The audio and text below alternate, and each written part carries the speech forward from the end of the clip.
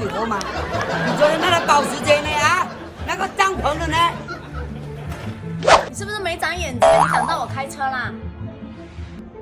又有什么了不起的啊？没踩的话，你这个车是没有空调的。有空调的车哪是这样子的？连个腚都没有。不好意思，你猜错了。人家水货买的水车，配鬼走啊，等我操！等你我等我这么久。